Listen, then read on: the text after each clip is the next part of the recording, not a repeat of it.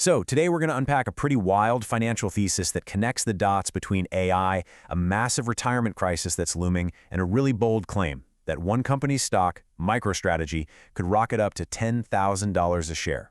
It's a provocative idea, for sure, so let's break down exactly how this argument is built, piece by piece.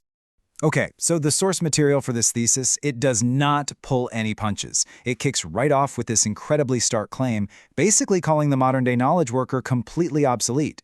And this isn't just for shock value, it's the absolute foundation for a radical argument that our entire economic reality is about to get turned on its head. And this really gets to the heart of the whole thing. The thesis argues this isn't just some abstract conversation about technology, it's about your financial survival.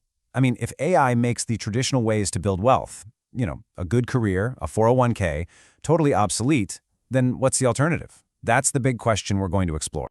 All right, so let's dig into the first big piece of this argument.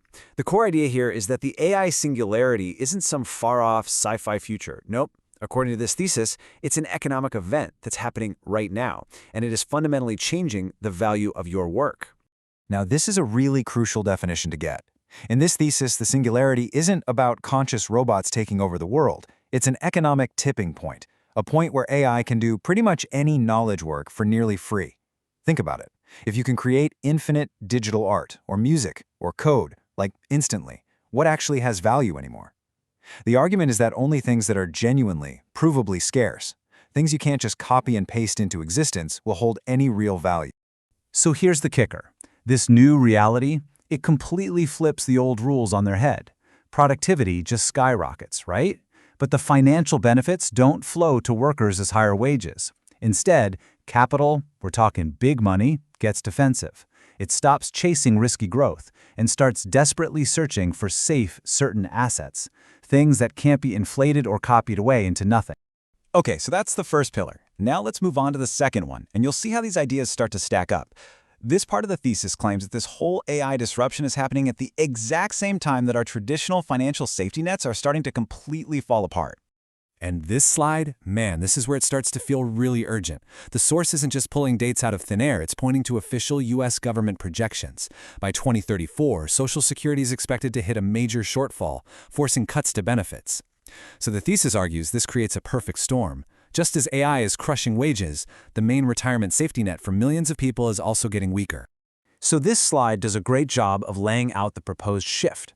The argument is that our current system, this fiat economy based on government money, is in decline. Assets that we used to see as the safest bets on the planet, like government bonds, are losing their certainty. And in their place, this thesis proposes a whole new set of assets for this post-AI world. And they're all built on the foundation of Bitcoin and MicroStrategy. All right, so if the old system is broken and AI is completely rewriting the rules, where does all that capital go? Well, this brings us to the proposed solution, which is centered on Michael Saylor and his company, MicroStrategy. You gotta love the language in the source material here. It calls MicroStrategy a Bitcoin-absorbing Death Star. The idea is that it's not just some company passively holding Bitcoin. No, it's an active vehicle, a capital gateway, specifically designed to funnel money from the old, dying financial system into this new post-AI economy. And this is what the thesis says you're supposed to do about it. It's not framed as an investment for growth, but as a survival trade. The whole idea is to escape what the source calls a collapsing system by reallocating your capital into what it presents as pretty much the only viable alternative. Okay, so how does this whole Bitcoin-absorbing Death Star thing actually work under the hood? This is where we get into the mechanics of the strategy. The thesis really boils it down to two key engines, something called the MSTR flywheel and a new kind of income product. Let's break down this MSTR flywheel, because it's a really clever, though, pretty controversial idea. Here's how it's supposed to work. Step 1. Investors pay a premium for MSTR stock because it's an easy, regulated way to get Bitcoin exposure. Step 2. MicroStrategy sells new shares at that premium price. Step 3. They take all that cash and immediately use it to buy more Bitcoin. And here's the key. The result is that each share of the company is now backed by more Bitcoin than it was before. This, in theory, justifies the premium, and the whole cycle can just start all over again. So you see how this just completely flips the normal idea of issuing new stock on its head, right? Usually, if a company issues more shares, your slice of the pie gets smaller. That's dilution, and it's a bad word for shareholders. But in this model, the argument is that even though your slice of the company pie gets smaller, the entire pie is now made of more Bitcoin. So your smaller slice is actually worth more in Bitcoin terms. The goal isn't to own a bigger piece of the company, it's to own a bigger piece of the total Bitcoin stack. All right, now for the second piece of the puzzle. And this number, this is what really makes you stop and look twice. The thesis claims MicroStrategy isn't just hoarding Bitcoin, but it's also creating income products from it. So this product, which the source nicknames Stretch, is basically positioned as the answer to that whole retirement crisis we talked about. With Social Security under pressure, the argument goes, millions of people will be desperate for reliable income. Stretch is designed to be exactly that, a publicly traded security backed by MicroStrategy's massive Bitcoin treasury that pays out a high dividend.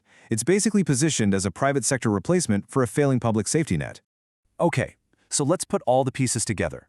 How do we get from an AI singularity and a retirement crisis and these clever financial products all the way to a $10,000 price target for this one stock?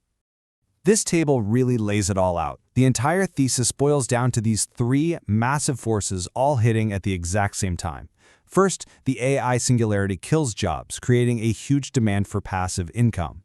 Second, the retirement crisis weakens Social Security, creating demand for private yield. And third, as fiat currencies lose value, it creates a massive demand for scarce, reliable assets. Three huge problems, three massive sources of demand. And here it is. This is the absolute core of the argument. The thesis states that MicroStrategy, with its enormous Bitcoin treasury and its new yield products, is the only entity in the public markets that is built to solve all three of these converging crises at the exact same time. And this is how we get to that massive $10,000 number. The thesis argues that we're valuing MicroStrategy all wrong. We shouldn't be looking at it like a tech company or even just as a company that holds a lot of Bitcoin. Instead, it says, we should value it like a sovereign bond issuer for the digital age. Think of it this way. Countries issue bonds that are backed by their economy. This thesis suggests MicroStrategy is issuing financial products backed by the Bitcoin economy, which it argues is actually more stable and secure. And an institution like that, it claims, deserves a much higher valuation. And the whole thing wraps up with this just an incredibly bold prediction. It frames $10,000 not as the peak, not as the end goal, but merely as the beginning, the floor of a much larger repricing as the world starts to wake up to this new economic reality it describes. So there you have it. That's the whole thesis in a nutshell. Look, it's a radical take for sure, and definitely a controversial one for a lot of people, but it leaves all of us with a really powerful question to think about. If the traditional systems of value and trust that we've relied on for decades are breaking down, what comes next? In a world of synthetic reality and collapsing trust, where does capital go to find safety? Whether you agree with the conclusion or not, it's a fascinating question.